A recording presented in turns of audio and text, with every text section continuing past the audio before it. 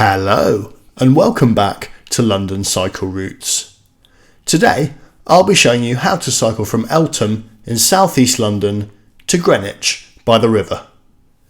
This ride takes about 20 minutes and you can do the whole thing on quiet streets and protected cycle lanes. By public transport, the same journey takes around 45 minutes, so cycling is a lot quicker. If you find this video useful or you just enjoy watching it, then please don't forget to subscribe to the channel as I try to post new videos just like it every week. I'd also like to say a huge thank you to everyone who supports the channel on Patreon. If you'd like to contribute as well, you can find a link in the description below the video. Alright, let's get going. So we're starting on Well Hall Road near Eltham Station and we're going to head right down Edith Nesbit Walk. Eltham Station is a bit far out of Eltham Town Centre, but if it's good enough for South Eastern Railways, it's good enough for me. Edith Nesbit Walk is named after the author E. Nesbit, who lived nearby during the First World War. She's most famous for writing The Railway Children, which was turned into a film in 1970. This pathway is a little bit isolated, but it is quite well lit the whole way through due to its proximity to the A40 road, which runs to the left here. It's also reasonably wide for a path of this kind, especially if the council were to clear some of the undergrowth, which has narrowed it a little bit. On the right is a big field which is actually the athletics ground for the University of Greenwich. As we emerge from the path, we have to cross a toucan crossing. This is like a pedestrian crossing, but you're also allowed to cycle over it. You can see the little green cycle symbols when the lights light up. That shows that you are allowed to be there. The crossing then puts you onto Brissett Road, which is a reasonably quiet street to cycle on. Now, there is an official cycle route here towards Greenwich, which involves turning off left and going down some quite dingy paths, but I'm going to show you how to avoid those because I know that people don't often like cycling down narrow paths, especially in the winter or at night, and prefer to stick to main streets. Brissett Road itself isn't a problem. Most of the through traffic on here has been taken onto other main roads which run parallel to it. One interesting feature is if you look on the right hand side here, these apartments built in brick. They were designed by the architect Peter Barber, who also makes an appearance in my Primrose Hill to Gospel Oak video. He's managed to pretty creatively cram about 29 homes onto quite a small site, and I think he's done a brilliant job. As we come to the end of Brissett Road, you'll want to turn left onto these cycle tracks on Rochester Way. This is a semi-protected cycle lane. You can see that although it doesn't have full protection the whole way, these little ones do keep traffic out and it does feel quite safe to cycle down, especially because it's quite wide for a lane of this type. If you look on the other side of the road, you'll see that the tracks run in both directions, so you can use them travelling to and from Greenwich. There are some improvements that I would make to it. I'd probably increase the segregation and I'd also redo the bus stops. You can see the issue here, which is that the bus stops in line in the cycle lane. Fortunately, this one pulled away before we needed to get past it, but if it had been there for longer, we'd probably have had to swing out into traffic in order to overtake it. It would be much better to build the bus stop bypass here, or a bus stop shared use border, given there's plenty of space and it's a really wide road. In those designs, the cycle track goes to the left or through the bus stop. Now, we want to turn right here, but I can show you quite a neat way to do it, which means that you're not going to have to swing across a busy road. Slow right down, indicate, and then just pull up onto the shared pavement here. Press the button on the light and you can use the crossing to go across the road. I find going left to go right like this in some situations is just more comfortable and feels safer and more predictable. If you look at the floor here, you'll see these little blue and white symbols indicating that we're on a shared path which you're allowed to cycle on. That quickly turns into quite a nice little cycle track here, which runs alongside the main road. Not that it's needed because the main road itself actually has a bus gate which prevents traffic from going down here. We're actually running parallel to the A2 highway, which is on the right down an embankment past those trees.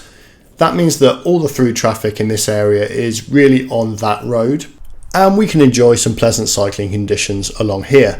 One slightly confusing aspect about this area is that several of the roads are named Rochester Way. They didn't actually do a good job in differentiating quite different streets from each other when it came to naming.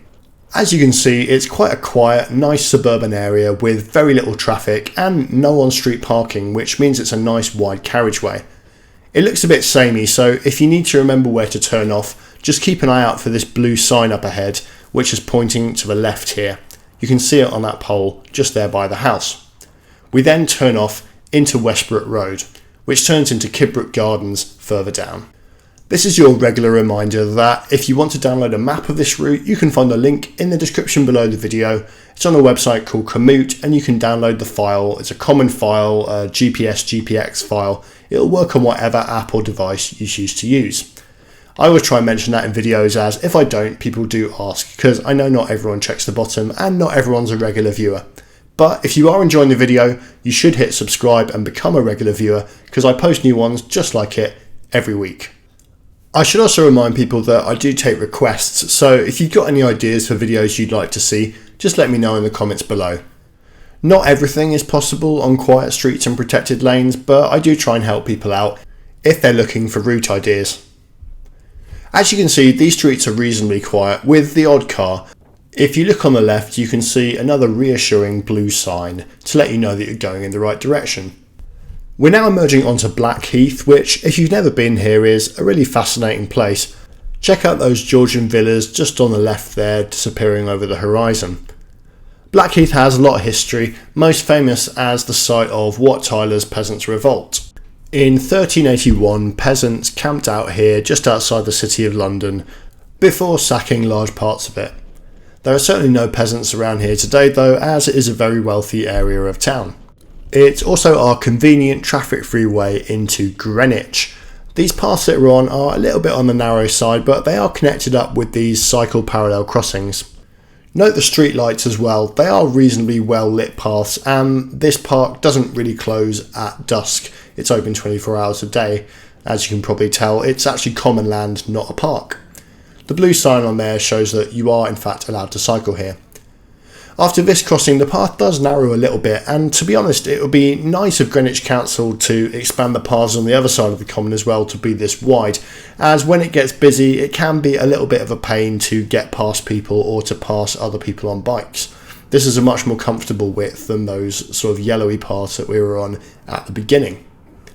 If you want to remember how to find your way, just keep going straight from when we get onto the path, and then when we get to this big circle here, which is actually called the Millennium Circle, we then turn right.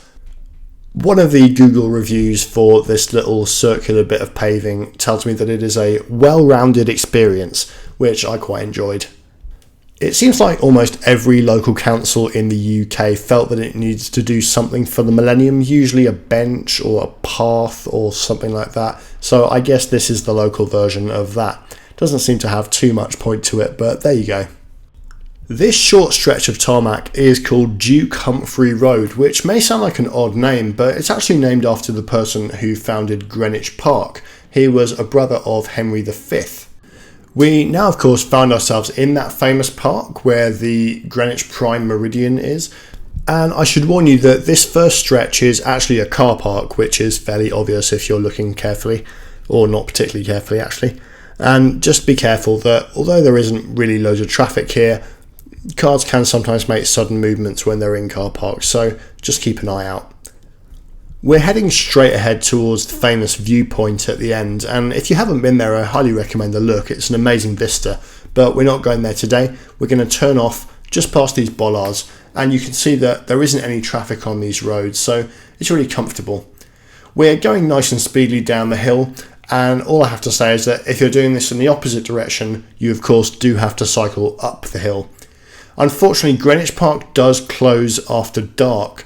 In the summer that's more like 9:30 p.m. 10, so it's not too much of a problem for most people, but in the winter it is a bit earlier.